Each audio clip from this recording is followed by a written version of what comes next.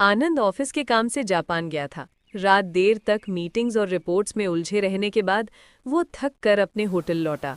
बाहर हल्की बारिश और ठंडी हवा चल रही थी।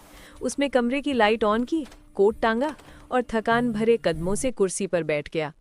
कमरा बिल्कुल शांत था, इतना कि उसकी अपनी सांसें भी ज्यादा सुनाई दे रही थी। तभी अचानक उसे एहसास हुआ जैसे किसी कोने में कुछ हिल रहा हो। एक पल को उसे लगा कोई इंसान नहीं, शायद कोई बिल्ली या कीड़ा होगा। उसने ध्यान नहीं दिया और अपना लैपटॉप खोल लिया। पर तभी कट कट कट एक अजीब सूखी आवाज कमरे में गूंजी। आनंद ने सिर उठाया और जो उसने देखा उसकी रगों में खून जम गया। कमरे के कोने में एक आधी देह वाली लड़की अपने हाथों पर रेंग रही थी। चेहरा जर्द, आंखें काली, बाल उलझे हुए और उसकी ठंडी सांसें जैसे हवा को जला रही थी। वो धीरे धीरे आनंद की ओर बढ़ी। उसके हर कदम पर वही आवाज कट कट गूंज रही थी। वो आनंद के ठीक सामने रुकी और टूटी हुई आवाज में बोली, मेरा आधा शरीर कहाँ है? आनंद का शरीर सुन्न हो गया। पसीना जैसे ठंडा होकर उसके चेहरे पर जम गया। उसकी आंखें फटी की फटी रह गईं और शब्द गले में अटक गए। वो पीछे हटने की कोशिश करने लगा पर उसके पैर जैसे जमीन से चिपक गए थे। फिर वही आवाज और अगला पल सिर्फ चीख।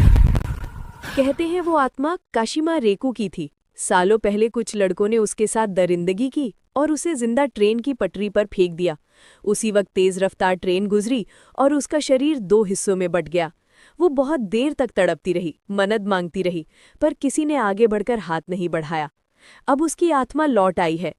कहते हैं हर रात जब सन्नाटा गहराता है, लोगों को अपने पीछे कट कट की आवाज सुनाई देती है।